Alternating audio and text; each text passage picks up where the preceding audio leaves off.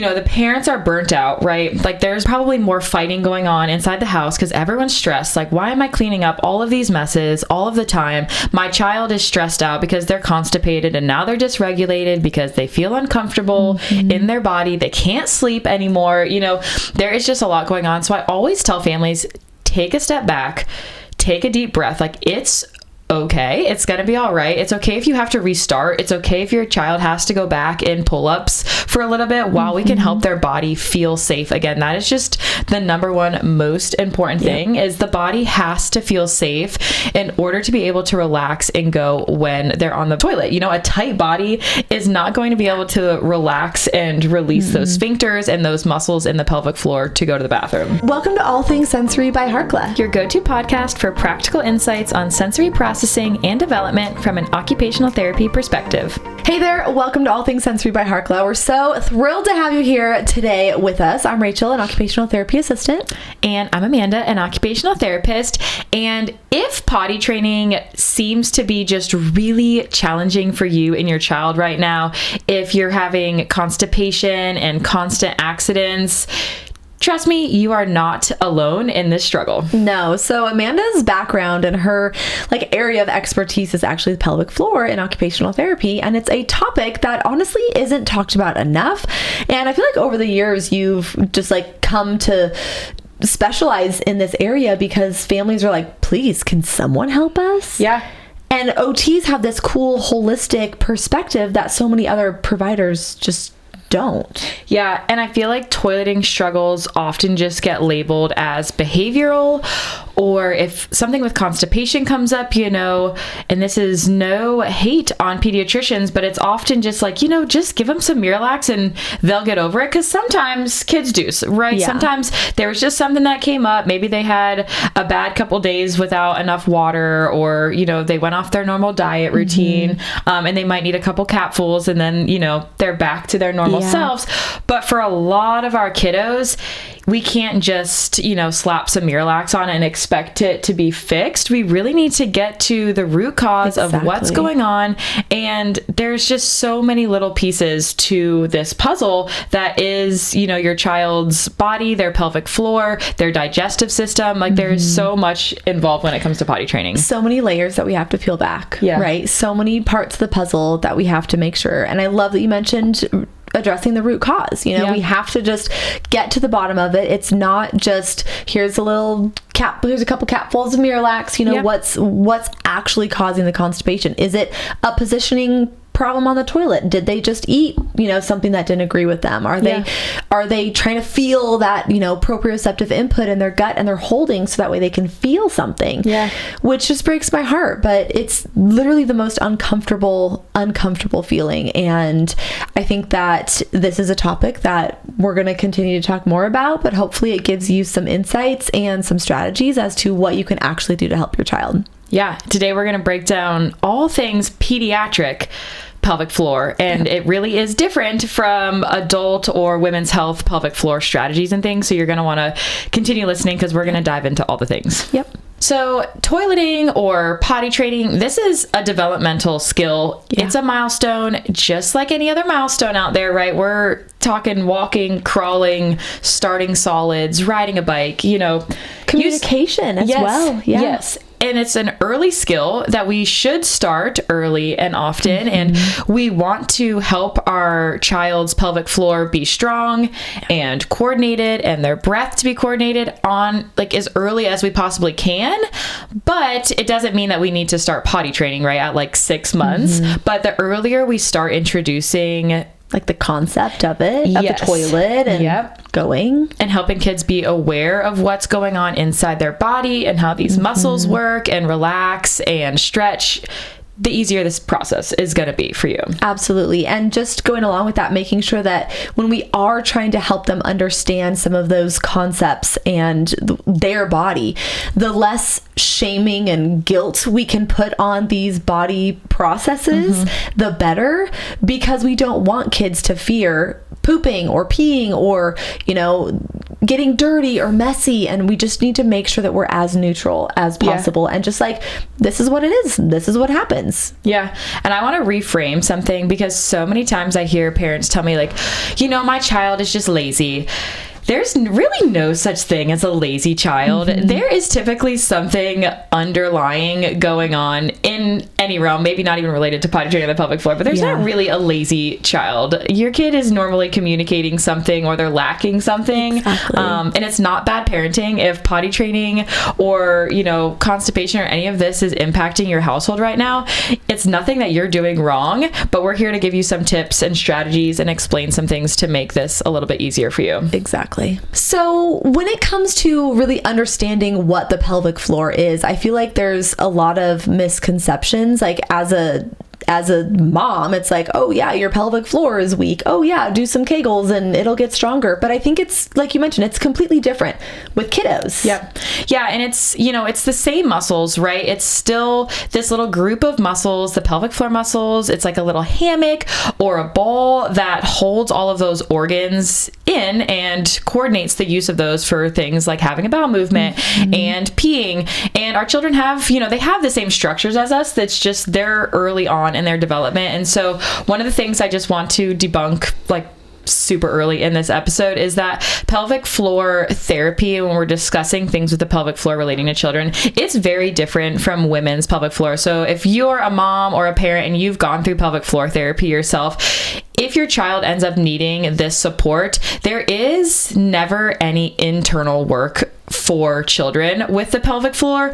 We are focused on supporting these muscles and how they coordinate. We're focused on, water intake and fiber intake and breathing and strengthening those structures, but it's nothing scary or, nothing to be fearful of when we're talking about these things. That's helpful too. And I think so much of it too is positioning, right? Getting them positioned properly in a way that allows those muscles to relax, and the deep breathing as well, I think is so impactful. Yeah. And when we're talking about a child having dysfunction with the pelvic floor, right, we're talking about these muscles might be too tight for whatever reason. A lot of us, even as adults, we hold a lot of stress and tightness throughout our bodies, right? Whether we're having anxiety or, even like tongue ties and lip ties and things can help us hold, or not help us, but require us to hold tension throughout our body. And this is going to impact our pelvic floor, or they may be too weak, especially for our kiddos that may have been holding in,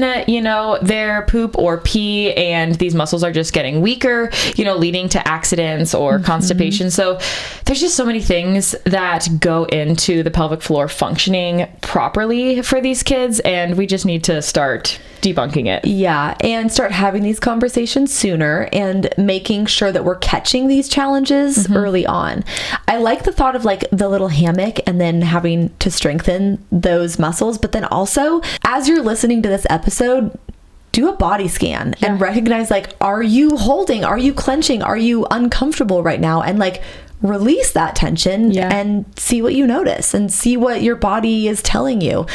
You're probably, if you're driving, you're probably like holding, your body tight, or, I don't know. It's just take inventory of where you're at and take a deep breath and relax. Yeah, I feel like I always hear this from people when I'm listening to my morning calming YouTube videos or like podcast episodes, but it's always like, okay, take the tongue off the roof of your mouth, let your shoulders drop down, and you realize you're like, oh my gosh, my tongue is on the roof of my mouth, my shoulders are literally in my ears, like I am holding so much tension. And we just all need to relax a little bit, and so do our kids. Life is just so fast paced right now, and we need to slow down and help them be just more in tune with, what's going on. Definitely. And that includes relaxing the pelvic floor as well. For sure. So our pelvic floor doesn't operate alone, right? When we're talking about potty training or anything related to using the toilet, it's not operating all on its own. It is coordinated with, our body awareness, our sensory processing systems, using good, strong belly breathing strategies. So our breath and our nervous system regulation, all of these things have to work in conjunction, and especially with our GI system. So that's relating to the foods that your kid is eating, what they're drinking, and just what's going in their body so that we can regulate what's coming out. Yeah, you can do all of the work and all of the things and all of the breathing and all of the positioning, but if your kids are still eating processed food dye, just full of toxins, it's going to slow down the system and it's going to make it work a lot less efficiently. So taking that inventory of like, okay, we've done this. Well, I can't get them off of mac and cheese and chicken nuggets. So that could be what's impacting their ability to relax and to go and to have, normal bowel movements as well. I always encourage families that are struggling with this to just keep a log, a daily food and bowel movement log for the week. Really track how much water is your child actually consuming every day? How much fiber are they actually consuming? Like, read labels, write things down, because you might be surprised how little that they're consuming. You're like, oh yeah, my kid drinks enough water. And you're like, oh my gosh, they only drank 8 ounces of water all day today. As well as thinking about different things like bladder irritants. I think about this all of the time when families come to me with their children that are still, bedwetting, and they're over that age when we shouldn't really be seeing it anymore. And I'm like, all right, what does your nighttime routine look like? Oh, okay, we're drinking a giant glass of milk right before bed. Or, ooh, okay, we had soda with dinner tonight. Okay, so we've got carbonation.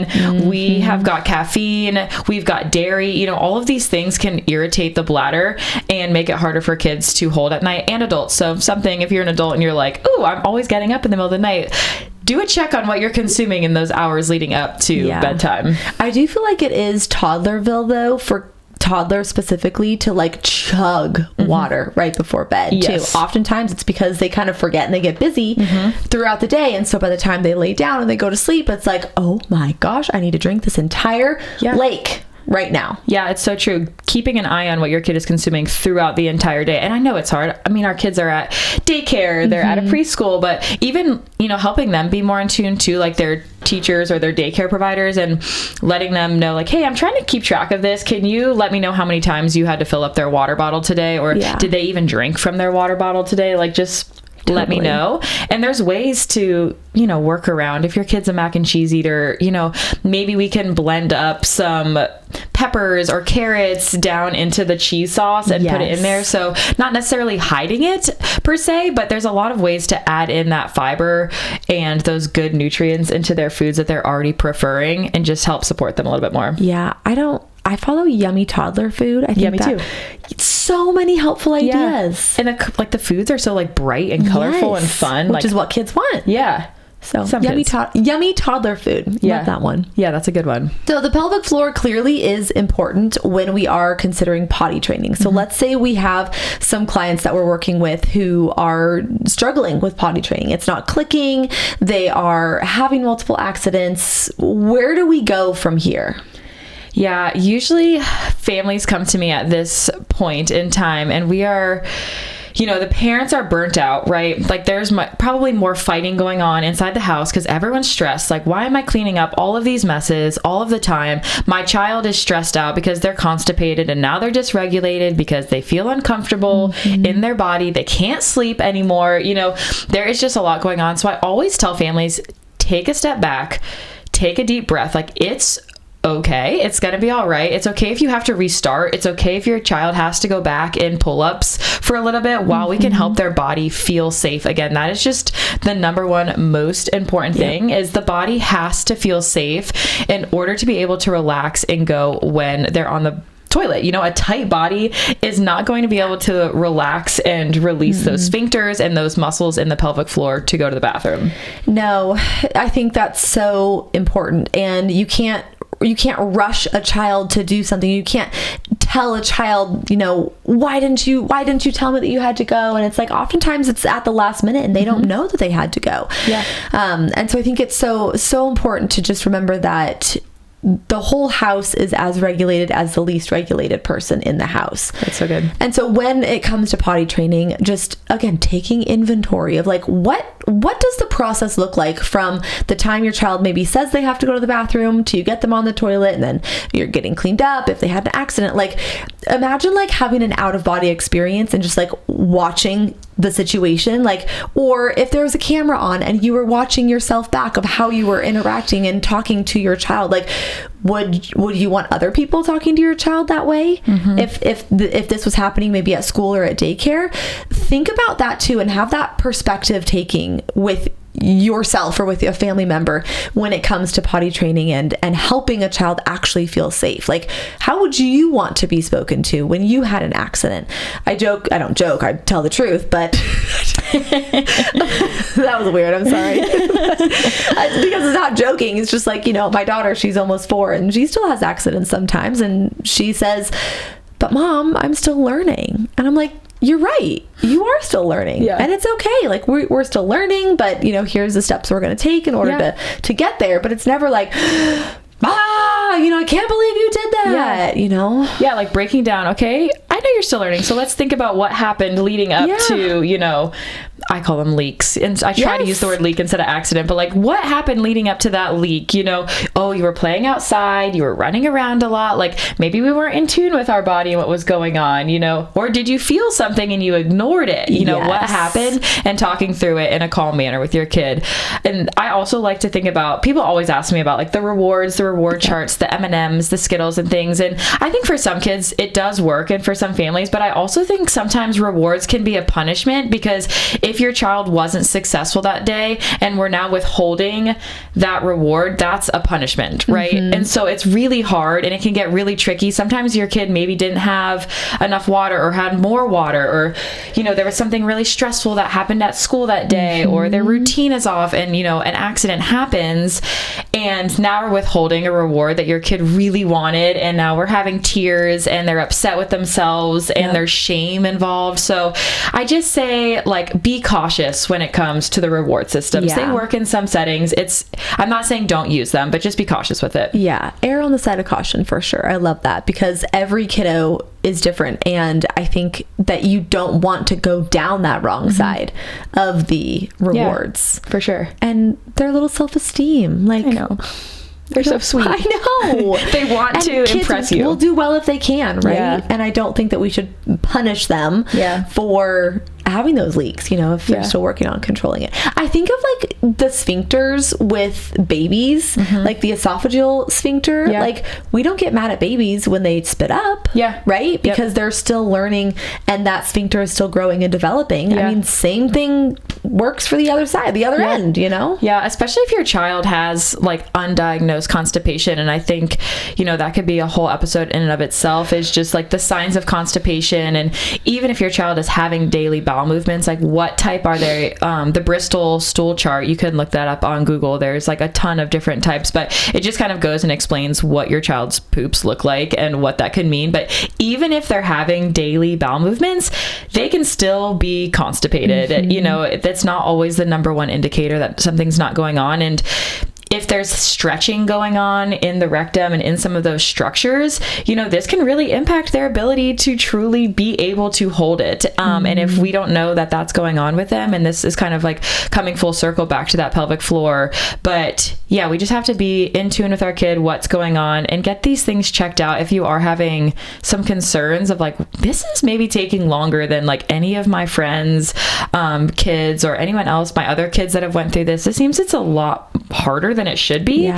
Check in with, if your kid has an occupational therapist, with your pediatrician, check in with someone and try to get a little bit of guidance and support. Yeah, I guess that was my next question. If we have families listening who are like, okay, yep, I want to do this, where do they go? Like, how do you find a true pediatric pelvic floor specialist? Well, first you can start with commenting on, this episode on, my Instagram, on All Things Sensory's Instagram, and we'll get back to you, as quick as we can, and try to guide you in the right direction depending on where you're at in the country, or within your country. But, Googling, pediatric pelvic floor therapists near me, they're typically physical therapists. Mm-hmm. And I love our physical therapist counterparts. They're so knowledgeable and smart in this area. But any occupational therapist you can find that specializes specializes in this as well, is really great, because I think we just have a unique perspective. And I think if you can get a team, a PT and an OT to help your child, that's just incredible. I think we work really good in tandem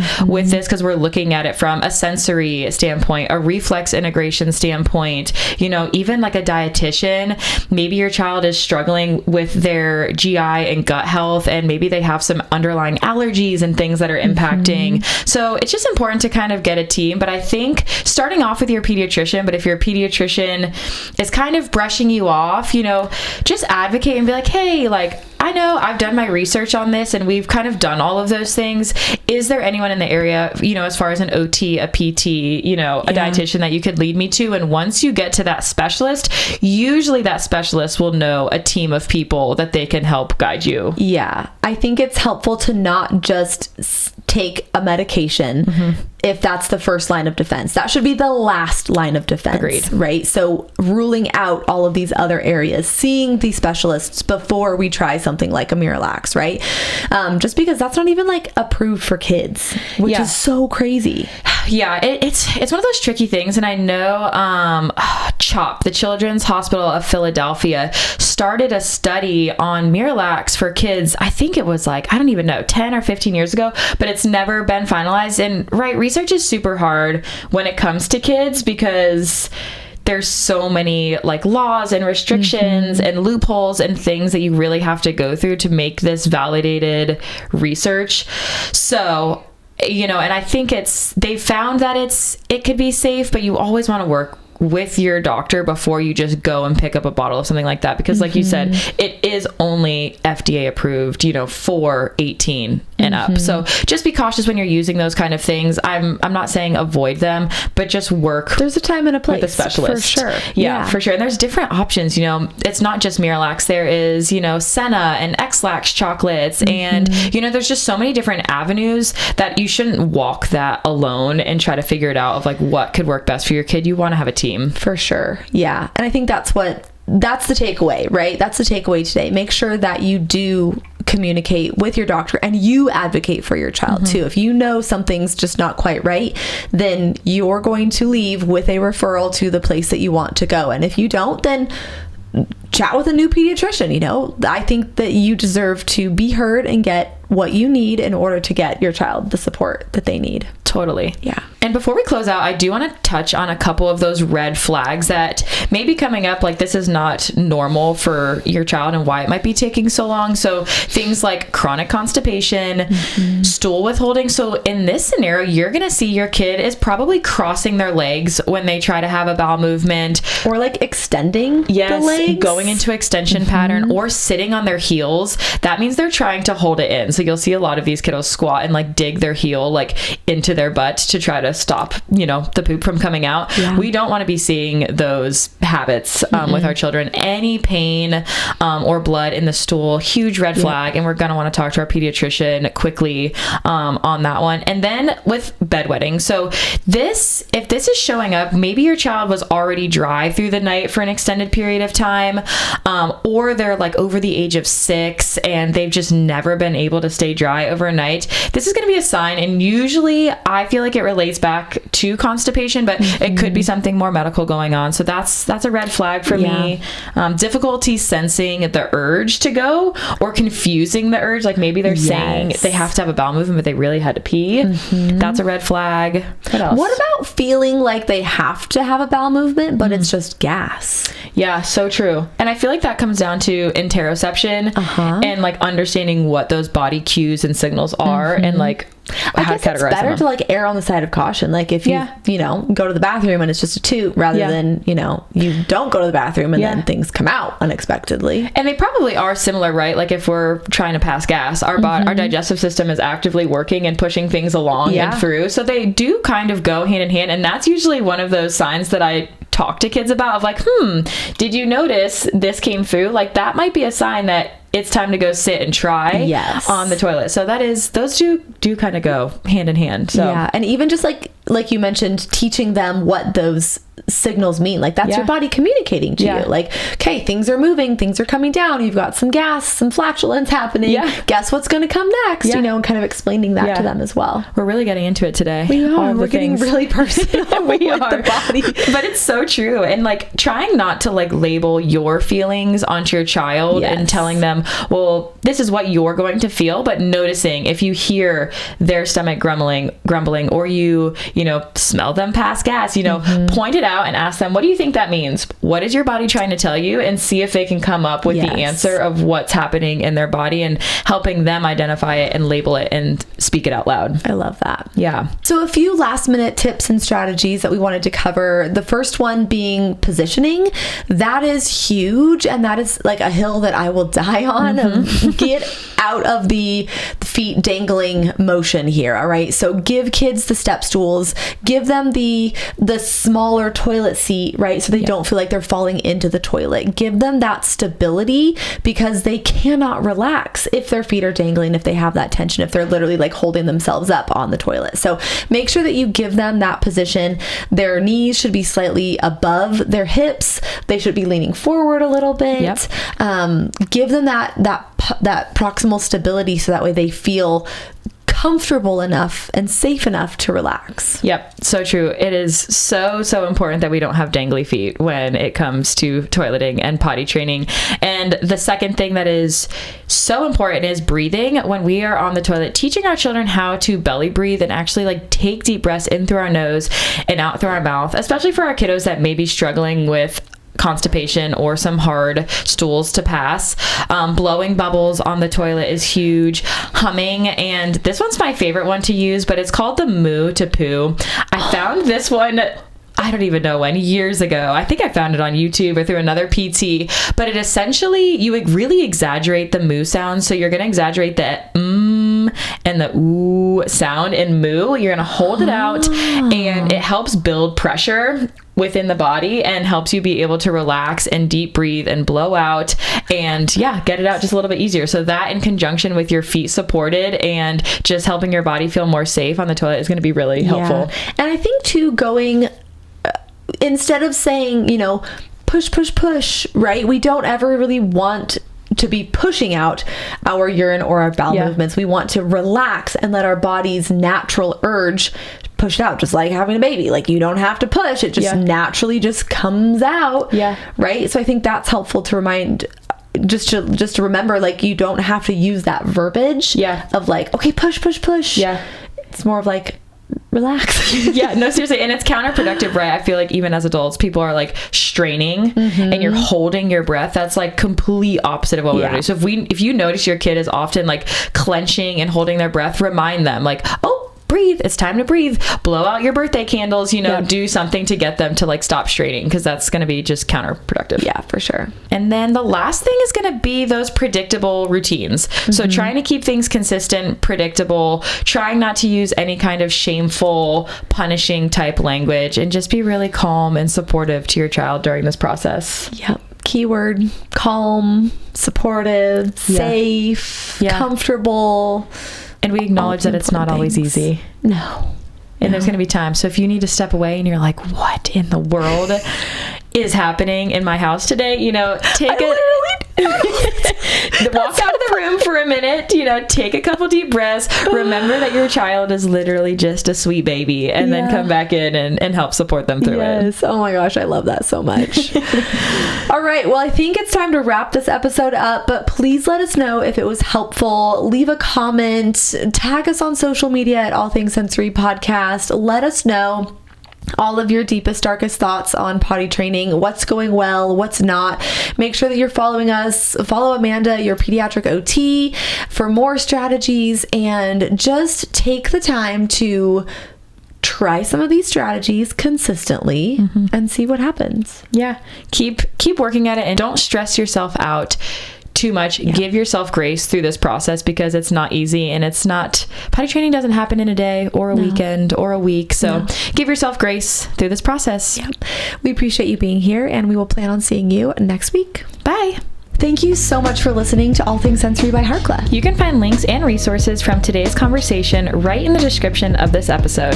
If you want to connect, ask a question, or share what resonated with you, come find us on Instagram at All Things Sensory Podcast. We'd love to hear from you. As a podcast listener, you get 10% off your first order at Harkla. Just use the code SENSORY at checkout or head to harkla.co/sensory to get started. We're so grateful you're here and honored to be a part of your journey. Everything we share here is for educational purposes only and reflects our professional experience. It isn't medical advice. Please consult your healthcare provider for support specific to your child. Thanks again for listening, and we'll see you next time.